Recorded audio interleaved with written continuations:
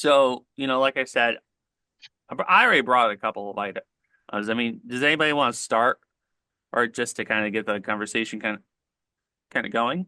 John, can you remind us of the notes that you said? Because I kind Or of at least forgot. like the first note. Like, what's a Sure. So basically, my first note is on the way of merchandising, it helps promoting a movie. I have been noticing, maybe it's just because, I'm not paying attention to what's on the shelves right now. I mean, I kind of am. I'm going to the shelves like every so often. And like a lot of the big blockbuster movies, a lot of the cinema like movies they're doing right now, I'm noticing there's like a little bit of a lack of like unless they can actually market it to like younger audiences, like trying to not use filler words. But in the case of a movie I just seen, The Thunderbolts, there wasn't a lot of marketing for that. There was not a lot of marketing for the Thunderbolts. Yes, it delves into deeper topics. It Mhm. definitely earned its lower rating, but like you get movies from the same franchise that came out 5, 10 or so years ago. Mhm. There's product on the shelves, and that's like t-shirts, stationaries, obviously action figures, toys, prop replicas, all that kind of stuff. Mhm. It's just like, especially for the big marketing kind of thing, it's in that kind of sense, you know, I'm trying to put the right word into it. I guess it really just depends on what is being marketed. And like obviously, some of these bigger companies can like do like they can do figures or stuff for these movies, even though they're not selling it to the kids, because it probably wouldn't be a good idea to sell this kind of stuff to kids of this recent movie. But I'm so used to, especially 10 plus years ago, when a movie came out, there was always immediately, even like a couple weeks prior. I mean, sometimes I still see it. You still see it sometimes of like, but especially in the type of movie I just seen, most of the time the stuff would be there would be product on the shelves to promote them, basically promote the movie. Yeah. You'd see like t-shirts depicting the characters or like kind of joking from the movie, the putting the characters on the Wheaties box or yeah, if you see that movie, you get that reference. But you Yeah. know, there's there's a whole thing about like more movies nowadays, especially in the cape genre, where a lot of the merchandise sometimes feels like they're being made after the fact in some cases. Mm, yeah. At least it might be, that's just kind of my like view of it, especially now that they're going into like deeper, or I don't want to say raunchier, but like they're getting into like some more darker, deeper subjects. So That's what I've like noticed. Oh, yeah, no, no, yeah, yeah. that's what I've noticed too, with like, for example, like with the Marvel shows, they come out with the merchandise almost a year after the show is released. Hmm. And I'm like, wouldn't you guys want the action figures and the stuff out when the show is on the streaming platform? So, Or Well, even in theaters, like in mhm. some cases. yeah. And I feel like just from what you guys are describing, it almost sounds like the studios making that stuff aren't confident in it. Aren't Mhm. exactly Yeah. confident in it. At least for some cases, they're not confident in it, so they don't really market it that much. Or and actually this is kind of a is somewhat related to a note that I put down is that there are some shows and movies and properties that are just not made for oversaturation of merchandise. Like they Mm, could have the symbols and the colorful characters, but they aren't exactly marketable, if you will, mm, even for Yeah. some shows yeah. that are made for kids.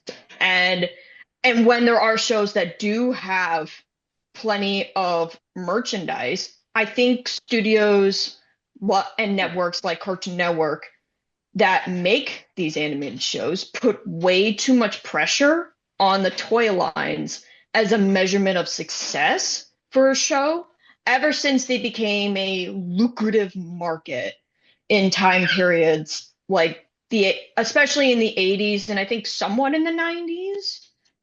But there have been plenty of examples of good animated shows getting canceled because of poor toy sales, or they weren't the instant success like another show on the same network. And it's kind of sad, really. Yeah. Interesting. Yeah, because you mentioned a show that failed because the toy line didn't do very well. Ironically, not ironically, oddly enough, Young Justice on Cartoon Network was airing. It was like a DC animated TV show, action oriented, all that stuff. The reason that it got canceled was because the toys weren't selling well. But here's the thing, I would barely ever see the toys out on the shelves when that show is out on the air. You know, Mm, oh, yeah. you might see it, but it's you know, I can't really put it right to words, but at the time, I wasn't like really big on going into so many lines and all this kind of stuff. Actually, I think I was really early in my stuff, so I was just being really selective. I don't think I was getting domestics at the time, and it is really weird that go kind of going with another point you made. Uh, I wouldn't say it's weird. I mean, it's understandable. You have like merchandising shows like, or not merchandise. I mean, some of these shows are made solely to sell merchandise. He-Man, Transformers, Captain Planet, in a sense, Teenage Mutant Ninja Turtles. You have all these shows that are like distinctly made, or I can't think. I'll say distinctly made. They're made to sell merchandise. Some might Mm, have started as a like a not a cartoon, but a comic, like the Turtles, or like in the case of Transformers, that was literally the whole thing was to sell toys. They took a toy from Takara, Bandai, all that kind of stuff, took it up, put it in America, gave it a different coat of paint, gave it a different name. Hey, this mech robot that looks like a truck, we're gonna turn that into Optimus Prime. And that's what they sold merchandise. Now we're like 40 plus years later, and you have like all these different stories and all this kind of stuff, and they make figures or stuff of characters that you cannot have to sell to kids. mhm, This character and his specific group of Decepticons, his specific faction of Decepticons, is like a murder group. You have a guy t you have a guy who has a mask that he puts on a different bot to like mess up his face, or you have one that has like a reactor inside his chest that he puts other bots in. It's like that. I understand you can't sell, especially for some of these characters. Some of these characters you cannot sell these types of characters. That's a little bit unfortunate. Because I was thinking as you were describing it's like, oh, so this guy runs a cult. I mean, technically, I mean the specific guy, at least in his stories, is like in a cult like manner. faction of the Decepticons that lords over Megatron. So yeah, Yeah. technically, I mean, I have a funny story about merchandise. So, this was before the whole, so it's funny because I was trying to look for this is when the first part one of Wicked came out, and I had heard that when I heard that Jonathan Bailey was playing Fiero, I was like, oh, this is the first, actual, LGBTQ plus actor who's actually gonna get a Ken doll, and I'm like, oh my gosh, this is a big deal. And I called like two to three different Targets if they had him. One did have him, and I think they said they had like two left or something. So I was like, okay, I'll be on my way. So I was able to get it, which was great. Wouldn't you know? This is probably why mine is so valuable. The week after I got it was the recall. Oh Oh yeah, my word. because I heard That about that. was, They act yeah, they accidentally put a link to not Oh, safe for work site onto let's the say back for of the figures or the it back of was the oh, supposed to Barbies. be something else and they forgot a was word. someone was someone half asleep when they were making the box art? Probably. I actually think that's another good point of that specific movie's marketing and Mhm, merchandising is it really goes to show who specifically, even though the movie was specifically about Alphaba or the Wicked Witch, the whole story is kind of more centered around the Wicked Witch. mhm, Most of the marketing, most of the merchandising, all this kind of stuff was for Glinda. I saw the mhm, play like when it first was coming out and around, and to see like I don't know the right way to say it, but they weren't very confident in selling a doll, a Barbie doll of a green woman or a black woman. And that's another thing you notice about like Barbies. They always sell like the white ladies with the blonde hair. That's a different story for another day. yeah, But it's true. you just tend to notice a lot of the merchandising was catered more towards like Ariana Grande's character Mhm. rather than that the other actress's character. I Cynthia am Erivo. blanking out. Yeah, Yeah. her character. I don't know why I blanked on her name for a second. She's a great actress. I love her singing Yeah. and from all But like the stuff I've seen, but it's like yeah. it's Um, it's crazy. yeah. And speaking to more of an overall sort of thing, I understand the purpose of merchandise. It's how franchises and companies continue to thrive. And when we Mhm, say merchandise, it's not even just toys. It could be about clothing or food products or accessories. But with mhm, toys in particular, at least in my experience, mhm. they can spark some, they can spark imagination and creativity in kids. Like True. toys are Yeah. certainly better than iPads, let's just say that. And it's because of that physical interaction with it. You can hold it in your hands and you can just Mhm, make up whatever weird adventures you could do with it. Yeah, and it's and despite the fact that I was into franchises that were mhm, clearly not marketed towards me. Things like mhm. Super Sentai, Kamen Rider, Bionicle, literally any franchise that is marketed mostly for boys. It's like that didn't stop me from enjoying them. And I did Mhm. that by enjoying the merchandise and gimmicks and accessories and even creating fan made characters and stories that helps fill in that void for me it, and it like I said, fueled that imagination. and you mentioned some of these kind of properties overseas, and that's a good segue too. Is and you kind of tend to notice it nowadays compared to 20 to almost 50 years ago. A lot of these shows have become very, and you can kind of see the in my hand.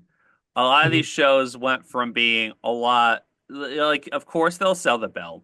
They're gonna sell like little bits of this or that.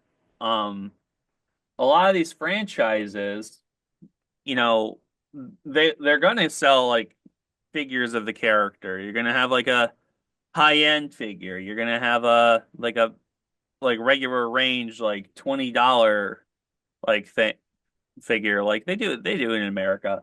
But Mhm. where a lot of their money comes from, where a lot of their money comes from is like the little gimmick items. And especially Mhm. nowadays, I've tended to notice, I've been watching a lot of these types of programs for, 15 plus years. Mhm. And you do tend to notice, I've tended to notice since at least, I'm trying to give like a good like space, like or a good time, 2005-ish, so about 20 Mhm. years.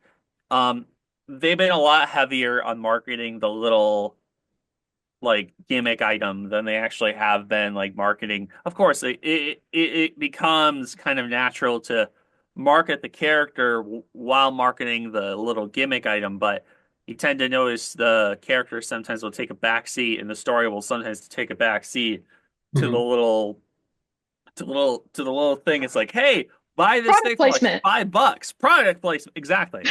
And that's I love these franchises still, but the product placement does become very distracting sometimes when you have a story that's getting pretty deep into like it's oh family drama, betrayal, all this kind of stuff, and then like 20 minutes into the episode, new gimmick item, and then big flashy new form making all these kind of sounds. It does become distracting.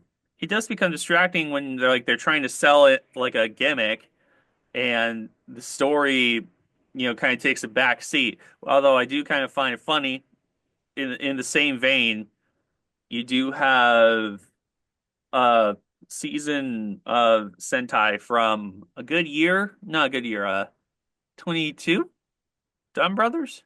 With Down Brothers, the writer of the show absolutely did not care for the merchandise.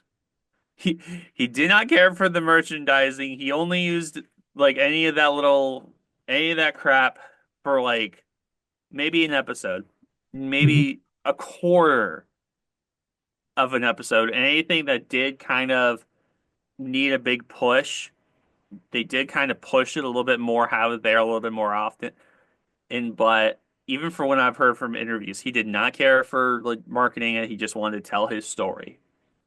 And it Yeah. becomes more apparent when you watch some of his other programs from like 10 or so years ago where they weren't selling like 90,000 little, you know, bits of garbage or whatever. And I'm sorry, I'm being a little bit negative, but Mhm. I definitely know a bunch of people that have like multiples of some of these little things. I don't have like of all gimmick stuff.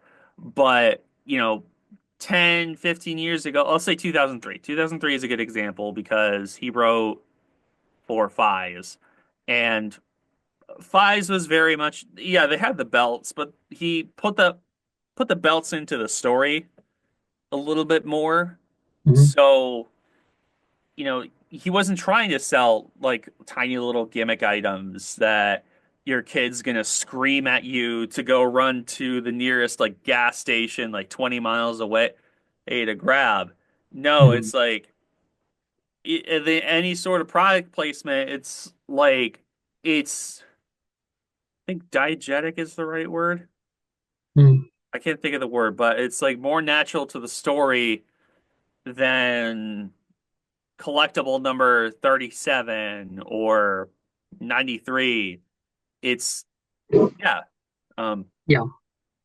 he also mentioned shirts. We'll get back to that because I don't know if there's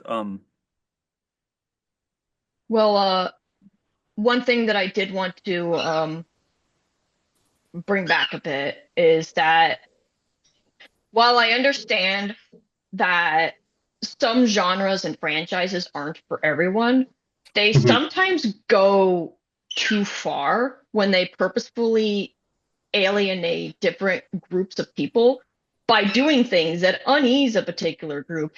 Like, for example, things like the male gaze or having one person from a minority group on the same team as people from the same majority group, as if they're not so subtly telling that minority group to go away, or more likely, even something like they'll accept them as long as they stay out of their way.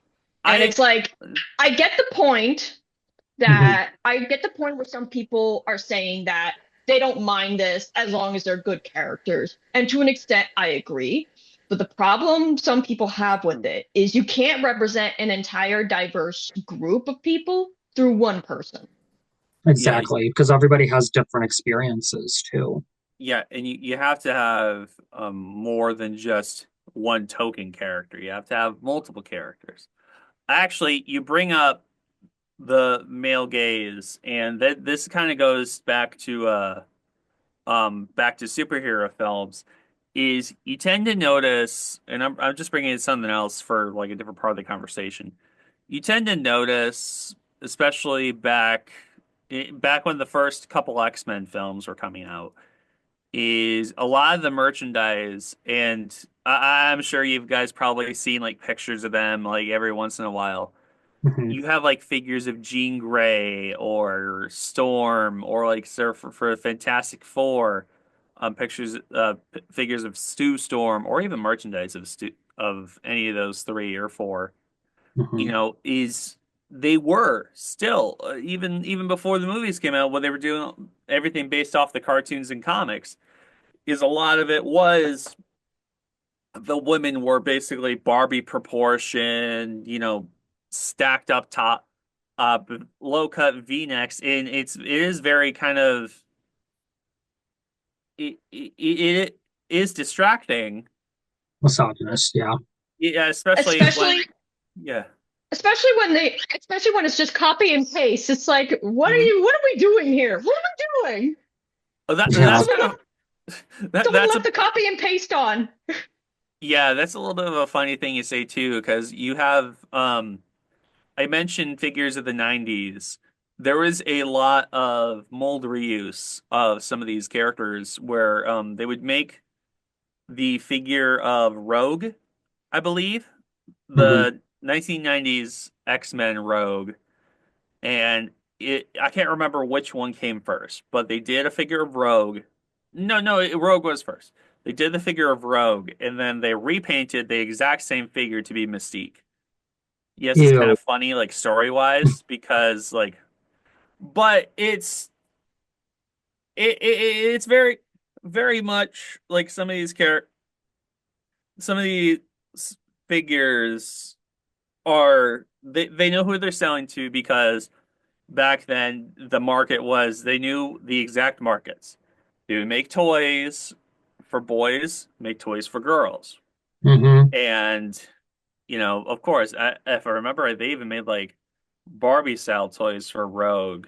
Like kind of like they did Barbie style toys for the Mighty Morphin Power Rangers, which is kind of funny. Um, but they made like these figures specifically catered to or specifically made to cater to boy market, girl market, but sometimes it just didn't really work out because in the case of like some of the markets, especially 1990, 1995, all the way up to 1999, some of Hmm. these figures, like you said, Jenna, were literally copy paste. It was just, okay, let's make a base head, and then we're gonna stick some of these other like hair features. Oh, we're gonna make a sorry, I forgot my phone was on.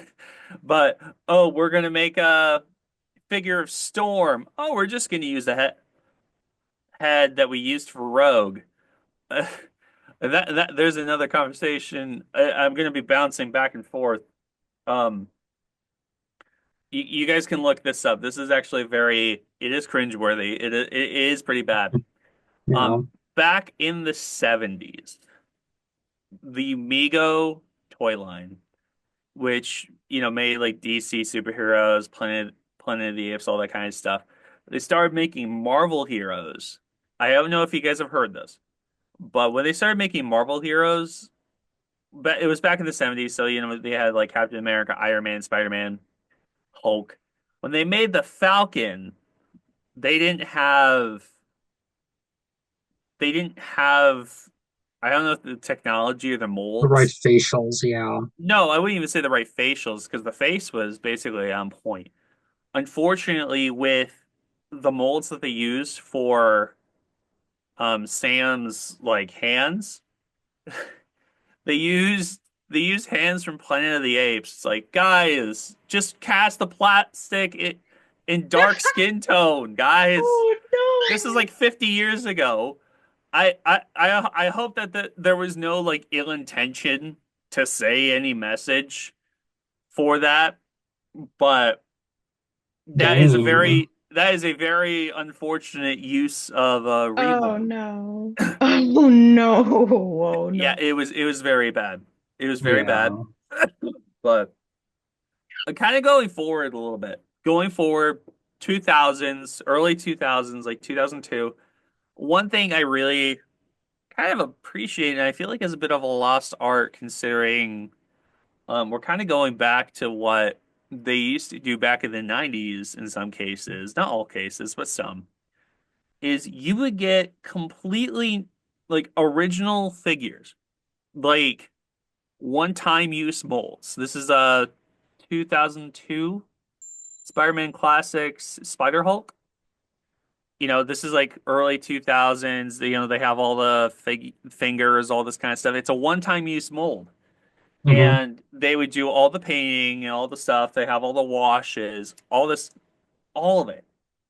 There was so much detail on something you could get for like 15, 10, $15. Of course, that was the economy back then. Hmm. But, you'll get to today, not today, I would even say a couple of years ago, 10 years ago, maybe. Here's the thing. Yeah, I wanted to put that joke in there. You Oh have man.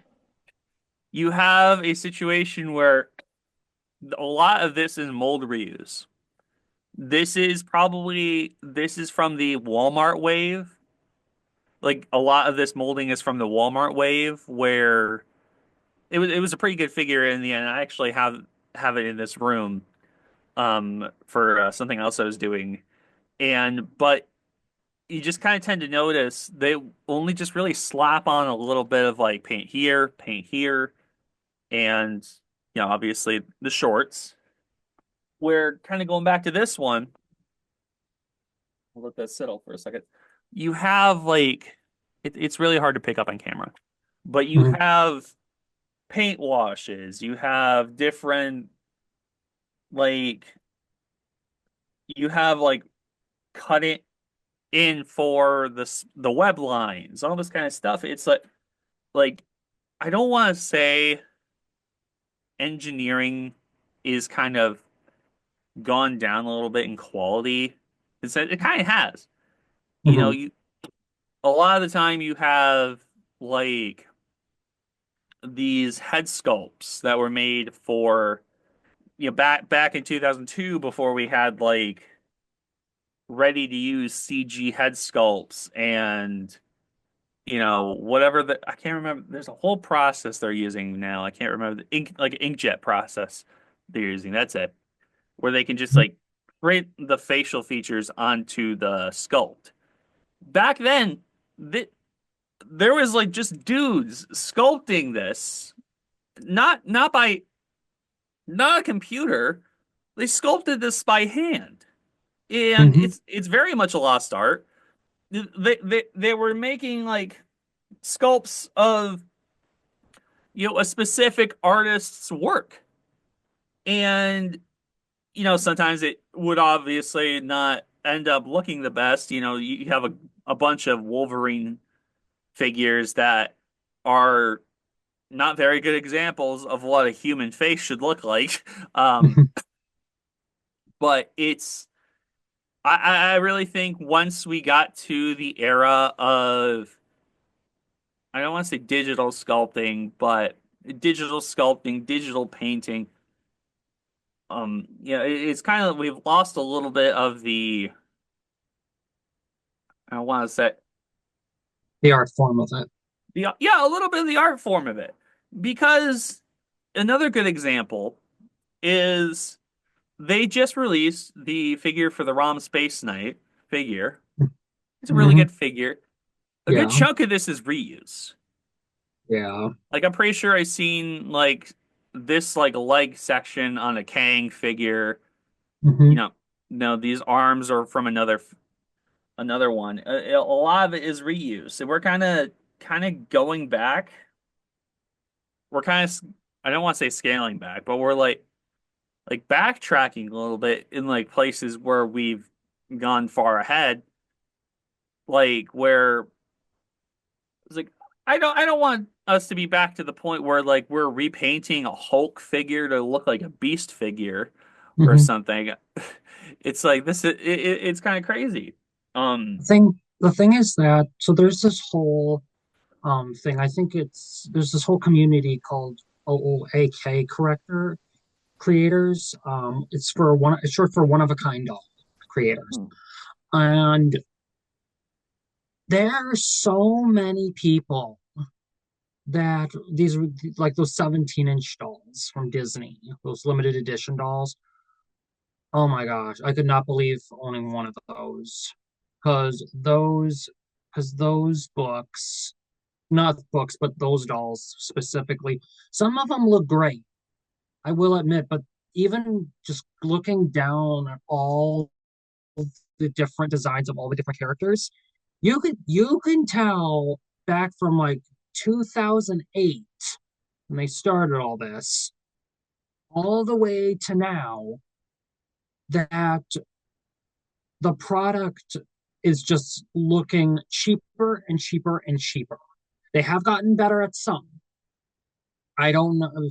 One of my favorites, one I if I could choose one to own, I would want to own the pink Sleeping Beauty in the pink dress from 2014 because that one was the best in my opinion. But there are so many other people out there who do such a better job at trying to create something for the 17-inch dolls. And it's like, guys, why do you not hire these people who do a way better job and put more effort into this product? So that's all I got to say on that matter. So, Because we're at the era where all they really are caring about is just popping these things out as quickly as possible. yep. Yeah. Unfortunately. So, yeah, that is unfortunately true. But yeah, it, yeah. I can't say like what Jenna said, like pumping a lot of these things out as fast as possible. I can't say, original molds have always. I think that was just a one very short period of time where things were original molds. You know, back Mhm. back when they could do, um, back when they were like starting, like the very late '90s. You know, when they were doing. Okay, I'm trying to remember. It's related to this conversation where a lot of these products are base bodies and Mhm. the heads, the paint job may vary, and then they slap on either paint or in the case of a doll or like any of these type of, merchandise with cloth goods. It's Mhm. just a base body with a different like yeah, I can't talk. Different Adjustment. pattern and different design. Yeah, different cloth pattern, yeah. It's a little I don't want to say it's sad, but it kind of goes to show how the market's really it is really just like get rich quick, kind of get it out to get the money and Yeah. everything. Um, we mentioned I'm sorry for jumping off this conversation, but we mentioned Done. T we obviously this whole conversation is not just about toys and all that kind of crap. Um, we also mentioned T-shirts. Mhm. We do have cases where if a show is big enough and marketable enough, you might get like you have like Ninja Turtles, Mhm. marketing giant. Like these turtles can get like products up the wazoo, Mhm. T-shirts, movies, all this kind of stuff, where they are marketable until nobody really wants them to be marketable. Hmm. And then you get cases like, in any type of tokusatsu property, especially like in America, I have to buy this off of Amazon for like $30. It Hmm. really shows how niche, like, like regional, I guess regional would be another good term. It really Hmm. shows how regional some of these types of products are because, you know, you don't, unless you don't really see like stuff like this out in public, you'll see a lot more of Ninja Turtles, and sometimes they put that on food. They'll put that on pencil boxes, Hmm. cars sometimes. Yeah, And Hot Wheels, all that kind of stuff. Yeah. Uh, it really goes to show how some of these characters are easy marketed easier in their home country, yeah, so to Hmm. speak. Because obviously this franchise has like marketing up the wazoo. They'll sell like pork and like fish sausages with their faces on it, or like they'll sell it with like energy drinks, or I think it's like a protein drink that they sell or whatever. They always make a commercial of it. It's always really weird. Um, Hmm. it Yeah. it kind of just really depends on where these things are marketed. Because I mean, I understand you can't market a character that is very regionally specific to, a certain audience. Obviously, that like there's probably like characters that are very regionally specific to us that they can't market over in overseas countries because, like, oh, how are you going to market like a New York style like full I mean obviously that you can market Ninja Turtles anywhere, but like how are you going to market a um very urban specific or very Hmm. metropolitan specific character Hmm. unless it's like kind of more of a niche thing over there? Yeah. Of course, like you take any American superhero product, for some reason we've become any American superhero we can basically sell around the world. It's not as easy for like say something made in Argentina or China or Japan or something that's Hmm. more regional. Yeah. Spider-Man sells everywhere, but you like God forbid you have 19 it was like early late 1990 is Japanese metal hero Hachan or whatever. You mentioned that and only like three people are gonna know what you're talking about. But you mentioned Spider-Man in any group of people, somebody of any country is gonna mention it because Hmm. we have marketed these characters in a way all around the world that everybody knows them. Hmm. And kind of and I goes to think it, well, and I think it's also, if I remember correctly, it's just Hmm. because American like consumerism and stuff has such an iron grip on most countries, like that it a lot of the more regional stuff tends to get overshadowed by the more Western sort of stuff, at least in like some cases. yeah. Mm, yeah. I mean, obviously, in some cases, I mean, this whole conversation was more about merchandising. I mean, just merchandising can still be like DVDs too. Hmm. Um, Especially like with steel books now and mhm. 4K. um, And then there's store exclusives. yeah, because you can have Yeah. like I don't want to say FYE exclusives because I'm not stepping into a FYE anymore. Um, Oh, I know I just don't like their prices anymore. Um, neither do I. it's a big old scam, but you get like FYE exclusive, Hot Topic exclusive, Target exclusive, Walmart exclusive. They're selling all these, you know, I said I was gonna quote this like when we were talking about this whole subject, but it's like for this like Spaceballs is like Spaceballs the TV.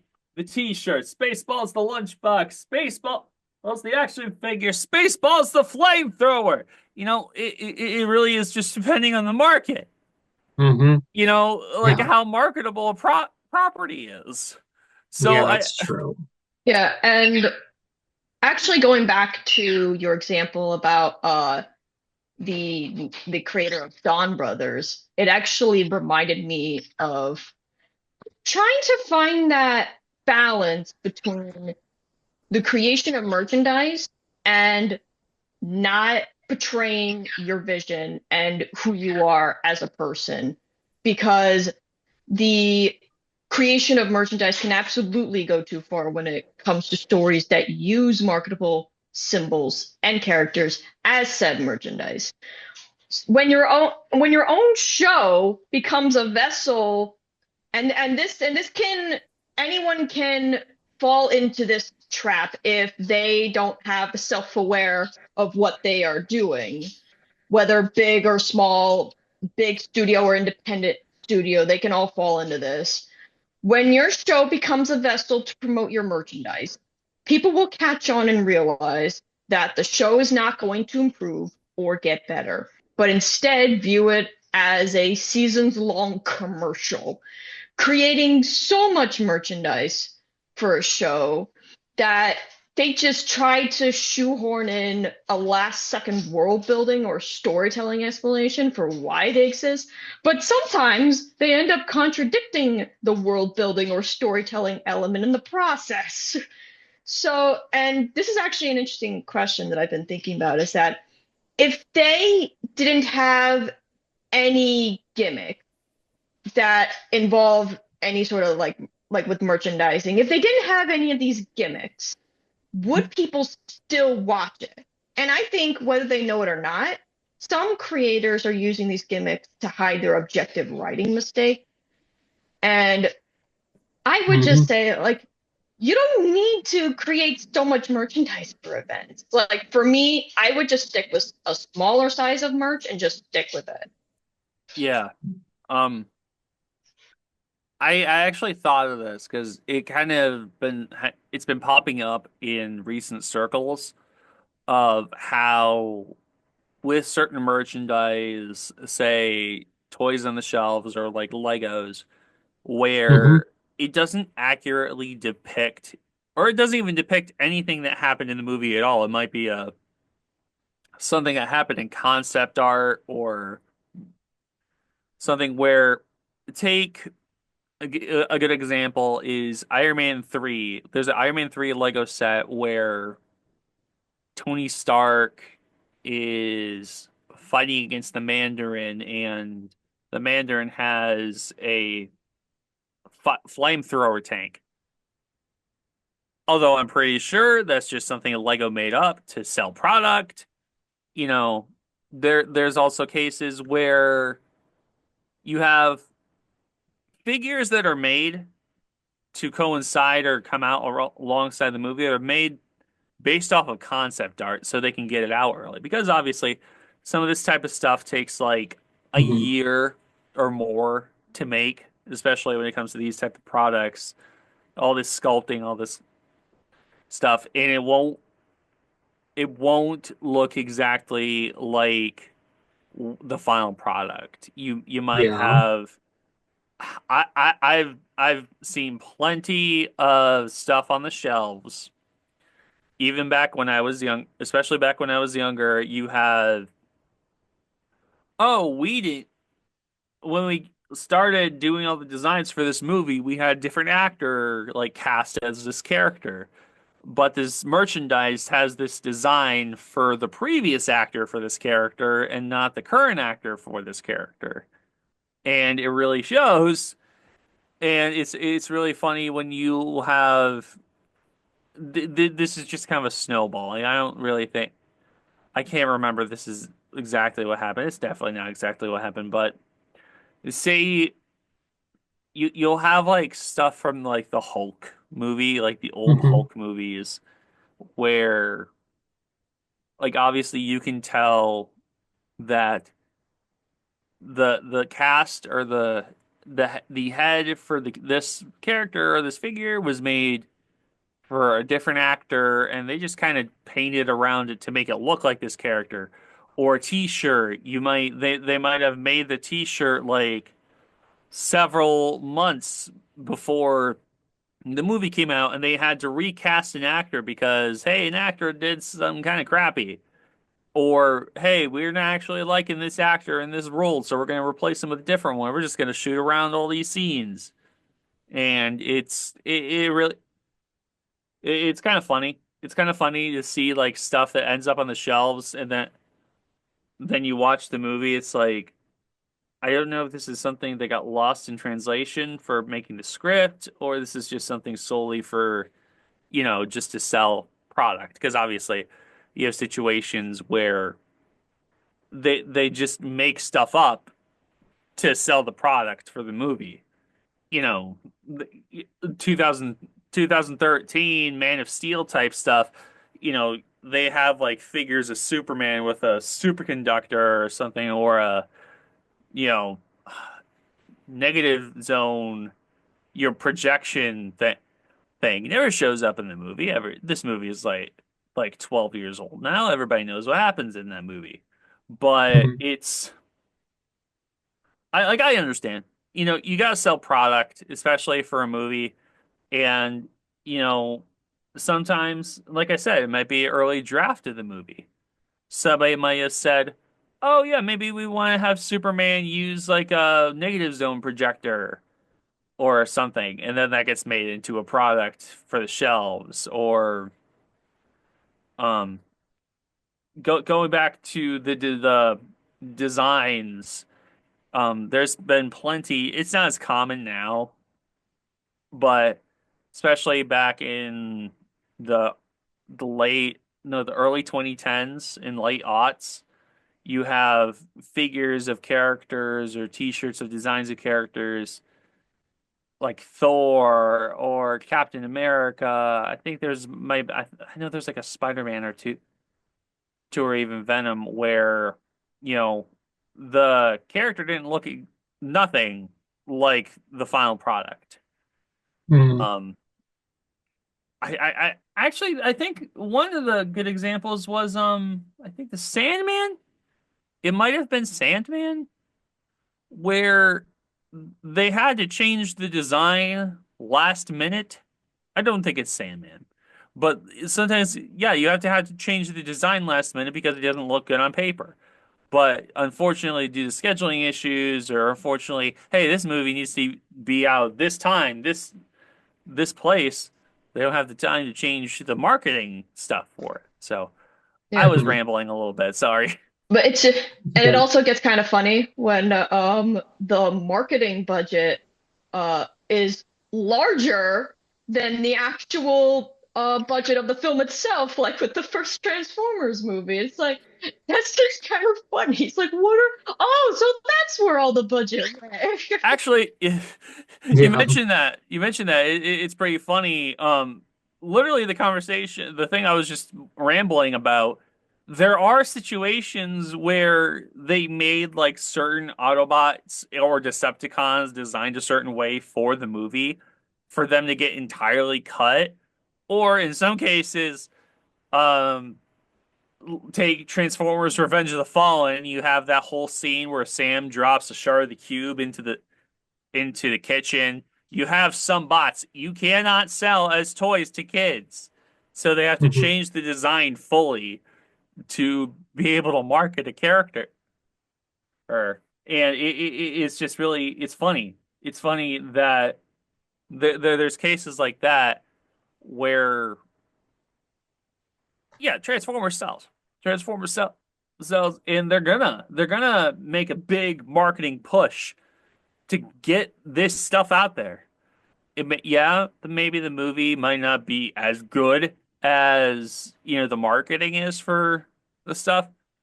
You get like 90 billion commercials for this Transformers stuff, or some of these other movies. You know, oh, it's like I mean, funny enough, I kind of miss the days of I don't know how much they do it now, but they did this back in I know we're short of time, but they did this back when the Dark Knight movie came out. Mm, Like a yeah. bunch of dominoes. Like we're doing this promotional thing where the boxes would be themed off of Gotham, all this kind of stuff, or Batman, and the boxes will be black, or all this kind of stuff. It's just it's It's so so weird. yeah, it's funny. I think like nowadays it's like studios kind of bank more off of star power. I mean they kind of did before. Like they're banking more off of star power than they are or Or they're story. banking or they're banking more off of nostalgia than Yeah. actual like anything else. And That's that's that's the that's the thing too. I mean, like when people like for example with the Lego company, like don't get me wrong, I do like Lego. I really do. I like what they do sometimes, especially like the one theme that I collect the most was Lego Lord of the Rings and The Hobbit. mhm. And that only was around for like 3, 4 years, depending because they would always do a Lord of the Rings summer release and then they do a Hobbit winter release. So if they did that 3 times, 6 rounds of Lord of the Yeah. Rings slash Hobbit Lego sets came out those years ago. That's when I really started collecting. And then recently they've been coming out with more Lego Lord of the Rings sets, but those seem to be more towards the adults. Hmm. But the one thing that cuts the value of a Lego set is how many times has that thing been repeated? Like how many times have we had a Millennium Falcon? How many Hmm. times have we had Hogwarts Castle sets? How many times have we had Avengers and DC Like Avengers superhero mini? Tower or all that kind of stuff. Yeah. Yeah, that's a good point because they have made probably I mean Star Wars was one of their first like big like IPs they started working on. Hmm. Since I believe Phantom Menace 1999, they've been making a Millennium Falcon like I would say yearly. I don't think it's not yearly. Maybe every 2, 3 years. Every 2, 3 years they make a new Millennium Falcon. It's not even just for a movie. They're just like, hey, we worked on engineering and now we can make a new Millennium Falcon to make the UCS. Or then they'll make Mhm. a new UCS like a decade later, and now they can actually have like holographic stickers in this thing, or There's they like have lights and sounds. generic Lego themes, and then there's movie themed Lego Hmm. themes. Yeah. So it kind of like it's a matter of you honestly kind of feel like you are taking more of a risk on the movie themed sets than you do the Hmm. generic themes. Yeah. Yeah. Yeah. And one other thing that the big elephant in the room that I would like to bring up as we are wrapping up here. We don't need so much merchandising. There Thank are you. so many parts of this world that has piles upon piles of junk in landfills, unable to break down because some of them are made of plastic and polluting the environment, Mhm. including the waterways that we rely on. Hmm. Yep. And this oversaturation of merchandise, of nostalgic properties from big franchises is certainly contributing to this problem. And I think that we Yeah. as consumers have the right to know where our stuff is coming from and if it is produced ethically. We have the right to know the raw Mhm. materials it is from and its environmental impact. And if the employees making them are getting paid well because not only is the creation of so much merchandise environmentally damaging, but it is also hurting the workers who make them with barely to almost non-existent pay with terrible working conditions. Yep. And knowing this information is how we can spend our money. But of course, that's why corporations aren't always transparent about it. They want to keep customers in the dark long enough to milk their wallets without knowing anything because Mhm. hiding information is how they can control the population. If the production of items is shrouded in so much secrecy, then that's not really a good sign and usually means they aren't produced ethically. Even if they show a state, as I've seen some shops online do, it doesn't stop them from exploiting their workers. But another thing to consider is that even if we all of a sudden decided to switch to environmentally sustainable products and have ethical practices, that doesn't stop mass consumption from taking over. And this leads to a major problem with us is that we just need to stop buying so much. Like some things that we could do better, like shop locally, do research on corporations and shops that you're buying your stuff from, and if you don't want something anymore, reuse them in a different way that you can enjoy. Give it to charity or thrift shops. Give it to a friend or someone who needs it. Mhm. And most of all, don't like start buying less. Like we don't need so much. We don't need so Mhm. much. Yeah. There's a joke there of because of current events, but I'm not going to make that. I'm not going to make that. We can stop recording. But oh man, I don't know why I'm just exhausted. Yeah. But But no, it's I think like some of these products that are made in the hundreds of thousands, some of the stuff could be made to order, or is it, I think I don't know if it's made to order or ordered. You know what I mean? Where Mhm. if somebody like specifically wants it, like you order it and you Mhm. want it, it's made specifically for you, then there's no extra plastics, there's no like ones that are ending up in the landfill because somebody's like doing something with it. Yeah. No, I agree that like the amount of stuff, especially like stuff you see nowadays, shelf warming. Um, actually, I want to bring this up, and I know I said I wanted to stop recording, but look at YouTuber merch. Mhm. Well, Yeah. I'm not gonna buy any of that crap. I'm not gonna buy like Mr. Beast's Beast Lab or Lanky Box, Milk Jug, Ryan's World, all this kind of stuff. Of I have two good mythical morning shirts. That's it. But I'm not gonna go to a Walmart and say I have a kid. I'm not gonna go to a Walmart and buy a mystery box for my kid of a YouTuber I don't even like. I barely even know. yeah. Yeah, that's And true. and this actually Influencers. Yep. yeah. And this goes back to a previous point, and yes, we are running low on time, but I'm just going to keep it very brief. A little bit of foreshadowing in the future, a future talking point. Mhm. Children deserve better. Children and teens deserve better. I They deserve spaces to be creative, to be themselves, and to just be themselves, to be creative, and to let their imaginations flourish. And I think our society is robbing them of that because everything is just being turned into shops, soulless shops. I really think, and I kind of said this out of being kind of frustrated. I really think we need to stop the whole mystery box type craze. It's like it's Oh my flooding gosh, the I wish we shelves. would too. Like, It's absolutely flooding the shelves with one-time use crap. At least with like stuff like this, I could put this on my shelf. I could be like, "Hey, this is a cool thing I bought of this character I like." Any of this like Mr. Beast, X Dragon, Ryan's World, Pop Funko, Pop, you know what I mean? I mean, any of that crap, it's one-time use.